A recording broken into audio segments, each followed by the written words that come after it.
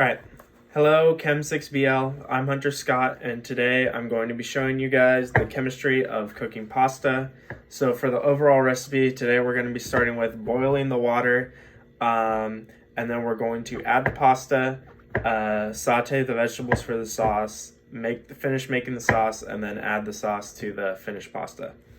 Step we have for making our pasta is we're going to heat water in a pan until we get a roaring boil. And so what happens when something boils is a liquid, in the case of this recipe it's water, is heated. Its vapor pressure increases until the vapor pressure equals the pressure of the gas above it, in this case just the atmosphere of the kitchen. And so in order to start to boil, the molecules of the liquid must overcome the forces of attraction between them. And as we learned, water has a lot of intramolecular forces at play, from dipole-dipole interactions to hydrogen bonding, which is one of the strongest, aside from ion dipole and ionic interactions. And so in order to overcome these interactions, we are heating the water to water's boiling point around 100 degrees Celsius. And as the water approaches its boiling point, the molecules of water near the heat source become more energetic and change the gas, which leads to the formation of bubbles. And as we can see, there are already bubbles on the bottom of the pan. And eventually these bubbles will rise to the surface and enter the atmosphere of the kitchen. And because of this, the higher energy molecules are leaving the water, the temperature of the liquid will remain constant during the boiling. As the water heats up, we'll also add salt to the water. The purpose of adding salt to the water is there's multiple. For one, it increases the flavor of the water, and this happens through the salt being able to interact with the chemoreceptors of the tongue through the interactions of structure. Additionally, adding salt to the water increases the boiling point of water, which allows for better pasta. And this happens because upon adding salt, it turns the water into a solution, and this means that many of the interactions of the water can be broken up by the salt, making it easier to boil. And lastly, addition of salt can also increase the specific heat capacity of the water. That last part, salt doesn't increase the specific heat capacity of water. It actually just increases the rate of boiling, which is what I meant to say, but I'll show you how that happens here. This is the thermodynamic equation where Q equals heat energy, M equals mass, C equals specific heat capacity, and delta T equals change in temperature. And so water has a very high specific heat capacity at 4.184 kilojoules per kilogram Kelvin. And what that means basically is it takes 4.184 kilojoules to raise a kilogram of water 1 Kelvin. And so what salt does is, by disrupting the water, by creating a solution, it lowers this value, does not increase it, it lowers it.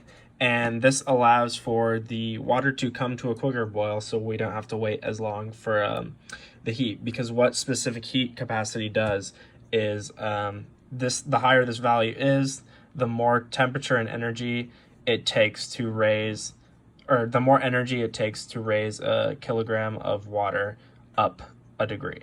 So by adding salt, we basically make this process quicker. So while we're waiting for the water to boil, we're going to get started on our sauce. And the first thing we're going to do is saute some vegetables in this pan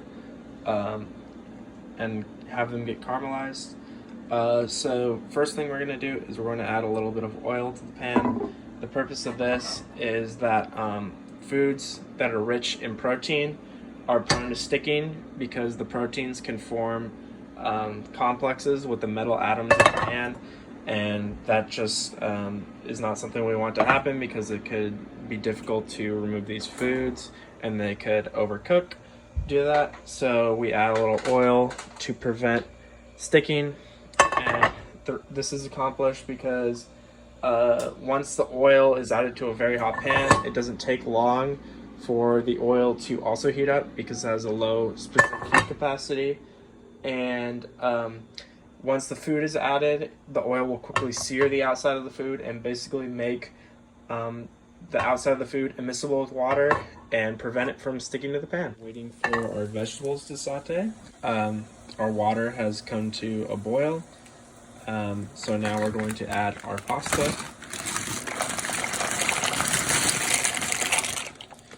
So what happens while the pasta is added is that the starch in the pasta will undergo a transformation. And what starch is a carbohydrate composed of glucose units and also proteins from the flour and egg used to make the pasta.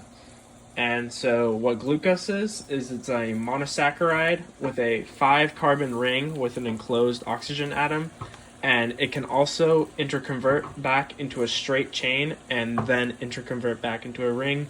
But the most common glucose structure is the ring form. This is the structure of glucose. As you can see, there's the enclosed oxygen. This is the ring structure, but it can also form a straight chain structure, as noted. And there's 2 differing forms of glucose. There's alpha glucose and beta glucose.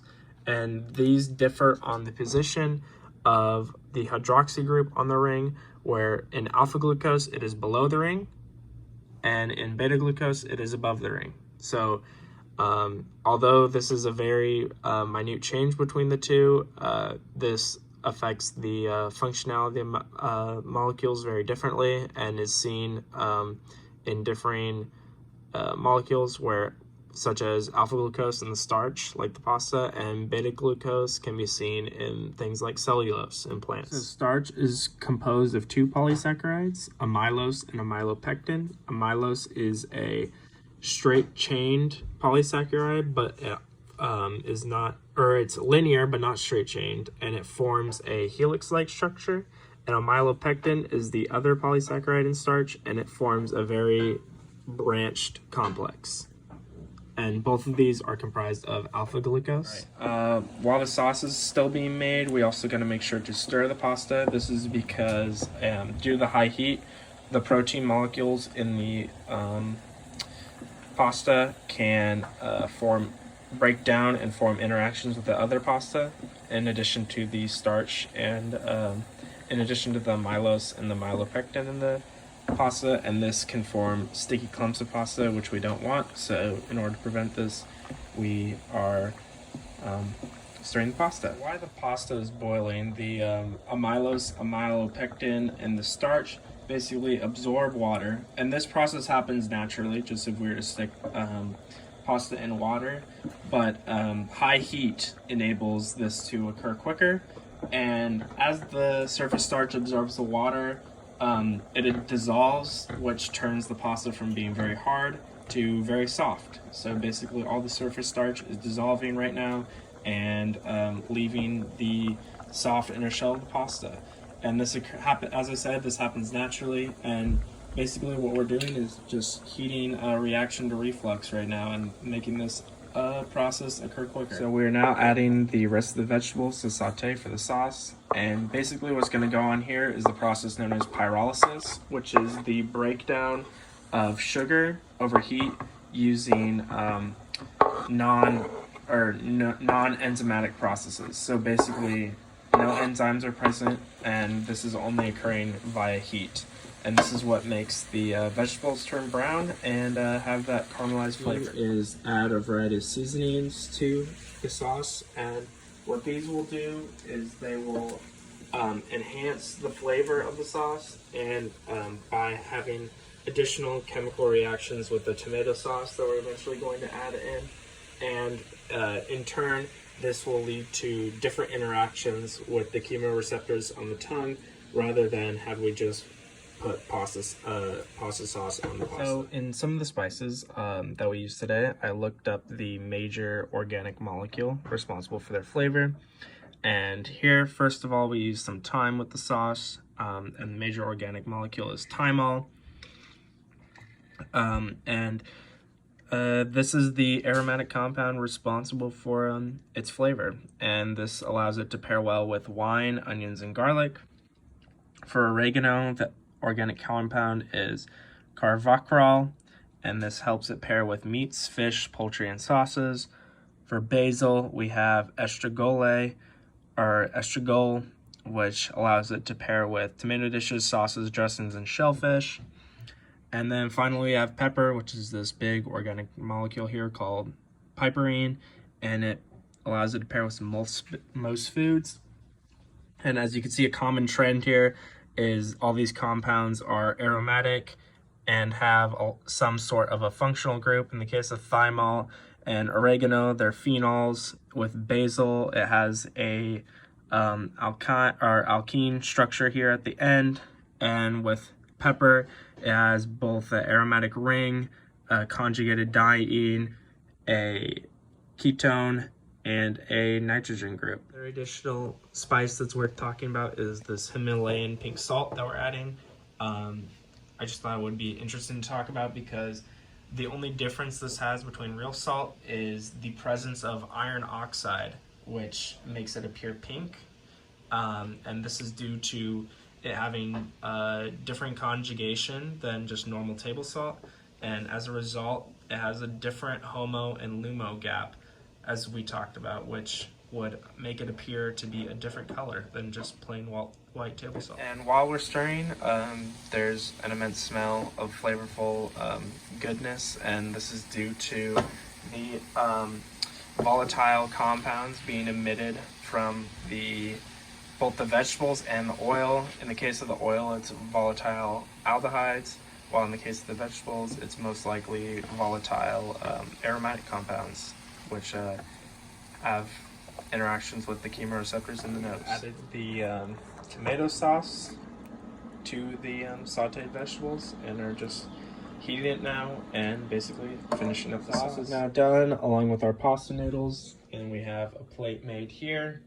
And so basically now it's just time to eat. And what happens when we eat pasta is there's an enzyme in our mouth called amylase, and it will break down the amylose and the myelopectin in the left in the pasta, and it will break these into smaller chains of glucose called dextrins and maltose. And we also have our sauce on there, and as talked about before, both the sauce and the spice will alter the interactions with our mouth and with the chemoreceptors in our mouth due to all the different little organic molecules added in there, and will lead to a burst of flavor. So now we're just gonna dig in and enjoy dinner.